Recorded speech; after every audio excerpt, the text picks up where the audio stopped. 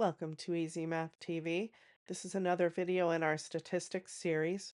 We're going to add this video to our StatCrunch playlist, and we're also going to add this to our inference statistics playlists. Hopefully, I'll be building a lot more on inference going forward.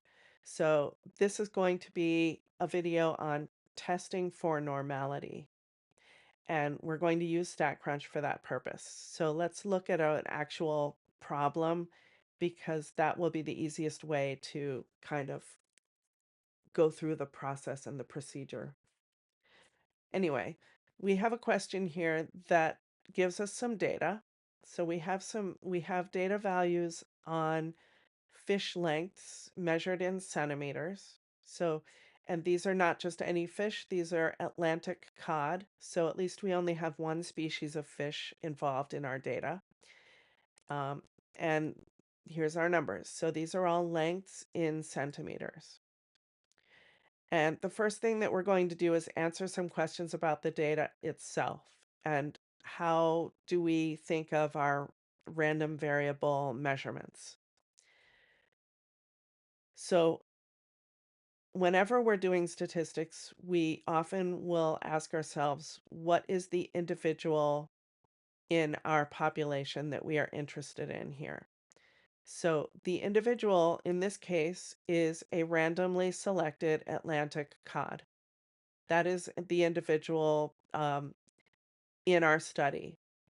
Now, what are we doing with the cod? Is that we are going to be collecting certain information. It has nothing to do with the age of the cod. It has nothing to do with how many scales it has. We're not doing anything like that. We're just measuring its length. That's it. So when we go down here, the variable information that is collected from each individual is the length, period. The variable itself is a quantitative continuous variable because that's what length is. So the minute that you write down what it is that you are measuring, then you ask yourself, okay, what type of data are these? We are dealing with quantitative continuous data. Then let's identify what the random variable x is actually um, giving us in our data. So like what is a particular value of x? It represents the length of a randomly selected Atlantic cod. That's how we would describe that random variable. And this is all part of you understanding what statistics are all about and like be familiar with the terms that you're using just so that you can write statements and conclusions and make sense, make sense out of what it is that you're saying. So that's our random variable x, capital X. We have randomly measured Atlantic cod, and each one we're just taking its length. Okay, so that's an individual value of x there from our random variable. An individual value of x is a randomly selected cod, and sorry, not just a randomly selected cod, but the length of a randomly selected cod. So for example, x equals 50 right here in the middle is close to the median there. Okay. Anyway, all right. So what we're going to do is we're going to try to address the question of whether our data can be assumed to be from a normal population. Even though we only have 20 values, so that kind of throws a wrench into our investigation here. But we need to be able to test that. We need to be able to know whether or not our data are in fact from a normal population, especially given the fact that we have a small sample. Because in inferential statistics, we need either our sample size to be sufficiently large or we need our data to come from a normal population. Because if we don't have one of those two things, then there's a lot of inference that we just can't do. All right. So let's address this. So we're going to open StatCrunch and we're going to copy and paste our data into StatCrunch.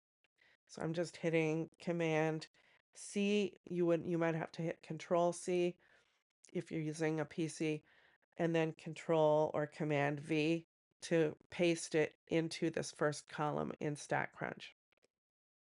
The next thing is I'm just going to follow the directions. The directions say to make a QQ plot and make sure that you check the box next to normal quantiles on the y-axis. So the reason we want to do that is because we want to match our graph with one of these graphs that you see here.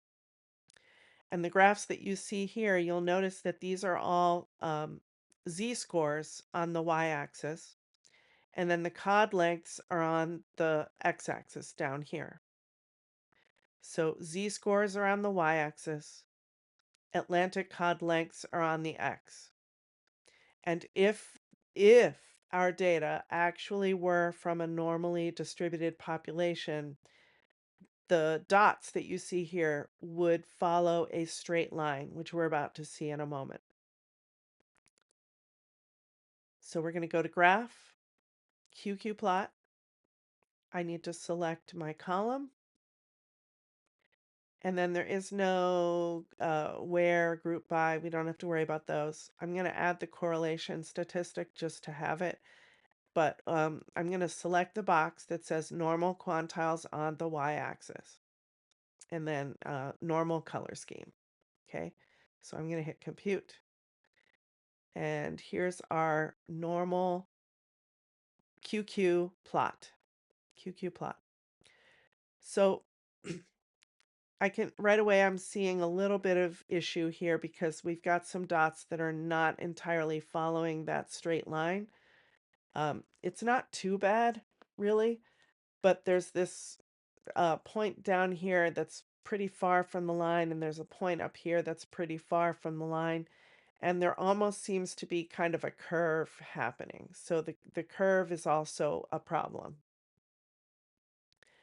So what we need to do is we need to match this graph with one of the ones that you saw over there. So let's see if we can identify a pattern. Notice right around the z-score of -1, we have 3 dots that are directly on top of each other. So let's look and see if that might be the identifying marker. So right around z equals -1, that's happening. So I'm seeing that in the first plot here. And I'm seeing it down here. So at this point, I think we have to choose between this top left one, and the bottom right one. So maybe we need a little more information. Notice the smallest value on this upper left one is way below 32.4. Let's see, where's that first value? So its value is 31. Still not helping. So I have these 3 dots that are vertical, and then there's this kind of curve. And then I have another 3 vertical dots. So 3 vertical dots, and then a curve of 3, and then another 3 vertical dots. So let's look for that. So that's not in the upper left one. That's not happening up there. But that could be this one down here. So I'm going to select the one that's at the bottom because that's where I'm seeing that curve, and I'm seeing the value, those 2 outliers. At least they look like outliers. So I'm going to select this bottom right curve here. This is really tough because these are all kind of similar. So you have to be really careful when you pick the right QQ plot. They all seem to have kind of problems with them, right? So does this graph support the claim that the sample data come from a normal population? And the answer is no, since the normal probability plot is not linear. No, since the normal probability plot is not roughly linear. Okay. Now we want to make a, a horizontal box plot. So let's go over here and make a horizontal box plot. I'm going to choose var1 and draw a box horizontally, and I'm also going to mark the median. I'm going to hit compute. So I'm going to write some of these numbers down so that we can actually identify which plot is the likely one. So we have our median is 50. We have our left fence is at 45. We have an outlier to the left, and we have an outlier to the right. And the upper limit is 60. And I'm just going to kind of make a quick sketch of this on paper just so I can kind of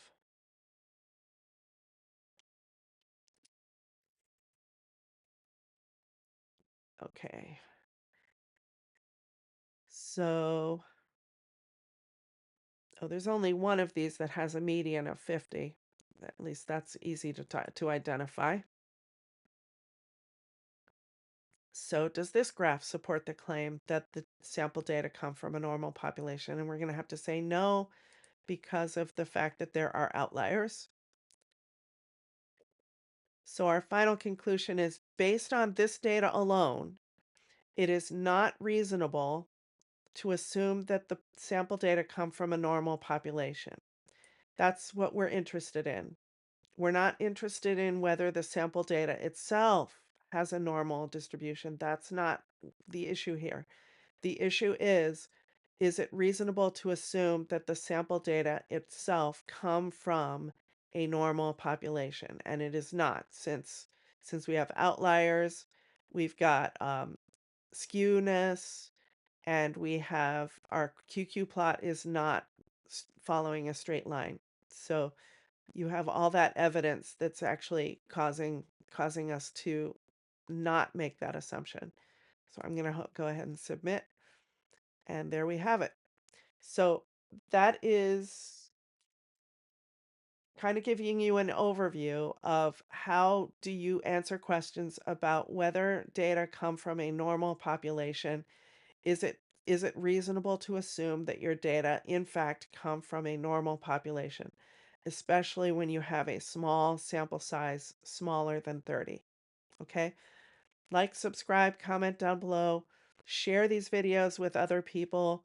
If you do have questions, feel free to make comments and I will do my best to answer them, and I'll see you in the next video.